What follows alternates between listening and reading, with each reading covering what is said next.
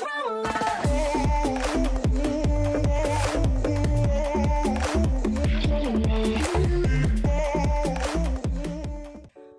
Tower of God sudah mencapai 11 episode.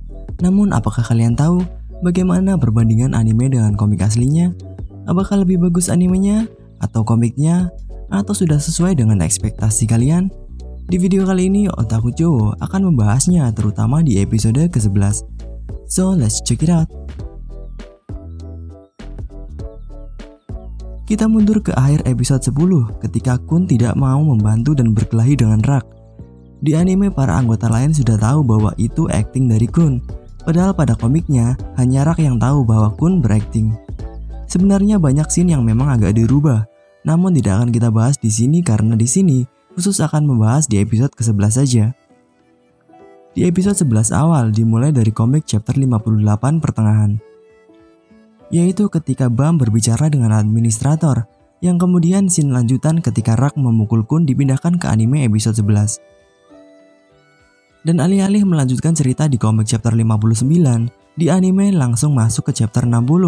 Karena di chapter 59 awal, yaitu pemakaman Ho, sudah ditampilkan di episode 10. Sedangkan bagian latihan Bam dengan Endorsi masih belum diperlihatkan. Hanya scene akhir chapter 59 yang masuk ke anime episode 11. Mungkin ini akan diperlihatkan menjadi flashback ketika anime episode 12 atau 13 nanti. Atau memang untuk mempercepat cerita agar pas dengan komik season 1 yang akan berakhir di anime episode 13. Selain dari segi cerita, dari segi gambar, yaitu darah yang keluar di komik juga dihilangkan di anime, karena rating anime adalah PG-13 atau 13 tahun ke atas. Scene darah yang keluar dari tubuh anak yang bisa dibilang sangat banyak, hanya terlihat sedikit pada animenya, hanya sekitar mulut dan seperti bekas darah di tanah. Walaupun sedikit terlambat, kita juga akan sedikit mereview bagaimana animasi yang diberikan di anime Tower of God. Secara coloring, cukup standar dan tidak bisa dibilang buruk mengingat tidak terlalu jauh dari komiknya. Sedangkan desain karakternya tentu lebih bagus di animenya, karena memang gambar di komik masih belum terlalu bagus, tidak seperti komik sekarang yang sudah sangat bagus. Lalu pada animasinya, Sakuga dalam pertarungan dibuat dengan baik, walaupun tidak bisa dibilang masterpiece. Namun dengan anime season 1 yang biasa saja, ada kemungkinan di season selanjutnya akan diberikan animasi yang lebih baik. Karena memang saat ini Tower of God termasuk anime yang banyak peminatnya. Untuk Tower of God episode 11 ini terdapat dari chapter 58 sampai di pertengahan chapter 67. Jika dihitung sampai akhir komik season 1 yaitu chapter 79, hanya tersisa sekitar 12 chapter dan beberapa part yang masih belum dianimasikan.